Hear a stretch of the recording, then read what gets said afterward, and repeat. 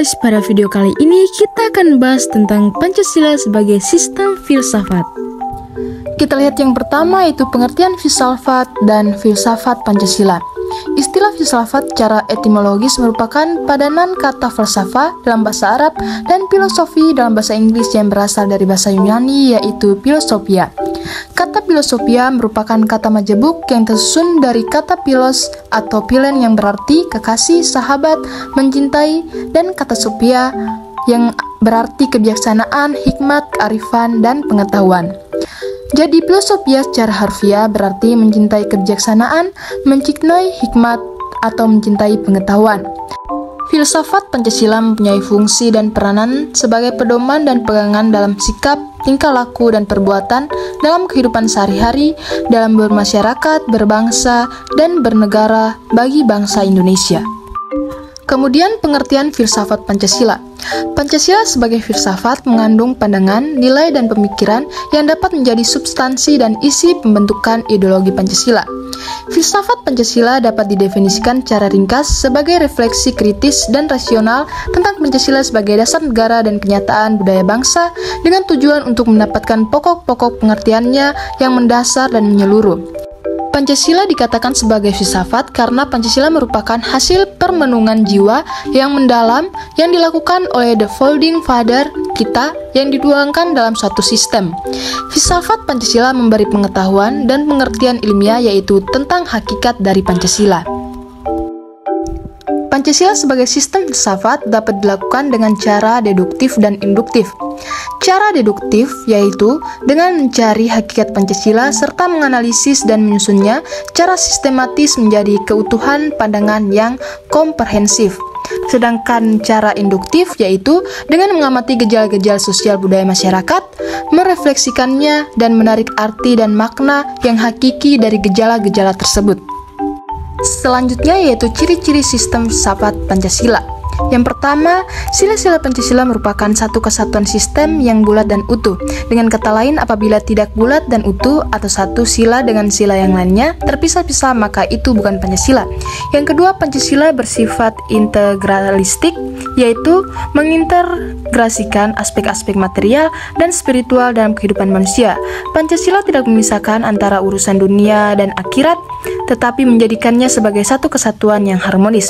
Yang ketiga, Pancasila bersifat universal, yaitu dapat diterima oleh semua orang tanpa membedakan suku, agama, ras, atau golongan. Pancasila menghargai keragaman dan persamaan hak serta kewajiban dalam masyarakat.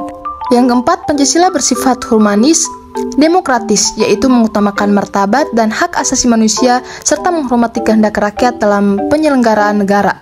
Pancasila menolak segala bentuk penindasan, diskriminasi, dan kekerasan terhadap sesama manusia. Yang kelima, Pancasila bersifat religius sosialis, yaitu menjunjung tinggi nilai-nilai ketuhanan dan keadilan sosial dalam kehidupan bermasyarakat. Pancasila menyerukan ketakwaan kepada Tuhan Yang Maha Esa dan tanggung jawab sosial terhadap sesama manusia. Yang keenam, Pancasila bersifat nasionalis patriotis, yaitu menumbuhkan rasa cinta tanah air dan bangsa menjadi bangsa Indonesia. Pancasila mendorong semangat persatuan dan kesatuan dalam menjaga kedaulatan dan keutuhan negara. Adapun aspek-aspek Pancasila sebagai sistem filsafat. Yang pertama, ontologi Pancasila. Ontologi menurut Aristoteles yaitu hakikat sesuatu atau tentang ada keberadaan atau eksistensi atau disamakan artinya dengan metafisika. Secara ontologis, penyelidikan Pancasila sebagai filsafat dimaksudkan sebagai upaya untuk mengetahui hakikat dasar dari sila-sila Pancasila. Dasar ontologis Pancasila pada hakikatnya adalah manusia yang memiliki hakikat mutlak, yaitu monoplurasi atau monodualis.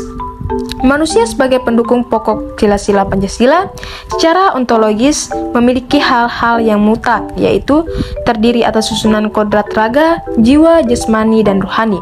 Sifat kodrat manusia adalah sebagai makhluk individu dan makhluk sosial serta sebagai makhluk pribadi, makhluk Tuhan Yang Maha Esa. Yang kedua yaitu epistemologi Pancasila. Epistemologi adalah cabang filsafat yang menyelidiki asal, syarat, susunan, metode, dan validitas ilmu pengetahuan. Menurut Titus terdapat 3 persoalan yang mendasar dalam epistemologi, yaitu tentang sumber pengetahuan manusia, tentang teori kebenaran pengetahuan manusia, dan tentang watak pengetahuan manusia. Pancasila sebagai sistem filsafat pada hakikatnya merupakan sistem pengetahuan. Ini berarti Pancasila telah menjadi sumber belief system, sistem cita-cita menjadi suatu ideologi. Oleh karena itu, Pancasila harus memiliki unsur rasionalitas, terutama dalam kedudukannya sebagai sistem pengetahuan. Susunan dan arti Pancasila meliputi 3 hal, yaitu Pancasila yang umum dan universal, yaitu hakikat silsilah Pancasila yang merupakan inti dan Pancasila sehingga merupakan pangkal tolak dalam pelaksanaan kenegaraan dan tertib hukum Indonesia, serta dalam realisasi praktis dalam berbagai bidang kehidupan konkret. Yang kedua, Pancasila yang umum dan kolektif, yaitu isi arti Pancasila sebagai pedoman kolektif negara dan bangsa Indonesia terutama dalam tertib hukum Indonesia. Dan yang ketiga, Pancasila yang bersifat khusus dan konkret, yaitu isi arti Pancasila dalam realisasi praktis dalam berbagai bidang kehidupan sehingga memiliki sifat khusus, konkret, serta dinamis. Yang ketiga yaitu aksiologis Pancasila. Sila-sila Pancasila sebagai suatu sistem filsafat memiliki suatu kesatuan dasar aksiologis, yaitu nilai-nilai yang terkandung dalam Pancasila pada hakikatnya juga merupakan suatu kesatuan. Istilah aksiologi berasal dari kata Yunani yaitu axios yang artinya nilai, manfaat, dan logos yang artinya pikiran, ilmu, atau teori. Aksiologi juga berarti teori nilai, yaitu sesuatu yang diinginkan, disukai, atau yang baik. Ada 3 nilai dalam aksiologi filsafat Pancasila, yaitu yang pertama, nilai dasar adalah asas yang diterima sebagai dalil yang bersifat mutlak sebagai suatu yang benar atau tidak perlu ditanyakan lagi. Yang kedua, nilai instrumental adalah nilai yang berbentuk norma sosial dan norma hukum yang akan diproses dalam peraturan dan mekanisme lembaga-lembaga negara. Yang tiga, nilai praksis adalah nilai yang sesungguhnya dapat kita laksanakan dalam kenyataan. Kemudian dalam pelaksanaan Pancasila sebagai sistem filsafat. Dalam bidang politik, Pancasila diwujudkan dalam bentuk sistem demokrasi Pancasila yang mengedepankan musyawarah untuk mufakat dalam pengambilan keputusan.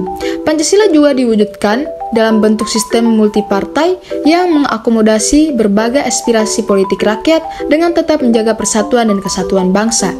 Dalam bidang ekonomi, Pancasila diwujudkan dalam bentuk sistem ekonomi kerakyatan yang mengutamakan kesejahteraan rakyat dan keadilan sosial. Pancasila juga diwujudkan dalam bentuk sistem ekonomi terbuka yang menghargai kemitraan dan kerjasama dengan negara-negara lain tanpa mengorbankan kepentingan nasional. Kemudian dalam bidang sosial, Pancasila diwujudkan dalam bentuk sosial gotong royong yang menekankan solidaritas dan kebersamaan dalam menyelesaikan masalah-masalah sosial. Pancasila juga diwujudkan dalam bentuk sistem sosial Bhinneka Tunggal Ika yang menghormati keanekaragaman dan kesetaraan dalam masyarakat. Dalam bidang budaya, Pancasila diwujudkan dalam bentuk sistem budaya nasional yang mengembangkan nilai-nilai luhur bangsa Indonesia yang bersumber dari berbagai unsur budaya lokal. Pancasila juga diwujudkan dalam bentuk sistem budaya terbuka yang menerima pengaruh budaya asing yang positif dan sesuai dengan nilai-nilai Pancasila. Kemudian dalam bidang hukum, Pancasila diwujudkan dalam bentuk sistem hukum nasional yang berdasarkan pada Undang-Undang Dasar 1945 dan nilai-nilai Pancasila. Pancasila juga diwujudkan dalam bentuk sistem hukum yang menjamin perlindungan hak asasi manusia dan penegakan hukum yang adil dan tegas. Kemudian dalam bidang pertahanan dan keamanan, Pancasila diwujudkan dalam bentuk sistem pertahanan dan keamanan rakyat semesta yang melibatkan seluruh komponen bangsa dalam menjaga kedaulatan dan keutuhan negara. Pancasila juga diwujudkan dalam bentuk sistem pertahanan keamanan yang damai dan kooperatif dengan negara-negara lain tanpa meninggalkan prinsip non-blok. Oke teman-teman, sekian materi yang dapat saya jelaskan, semoga bermanfaat.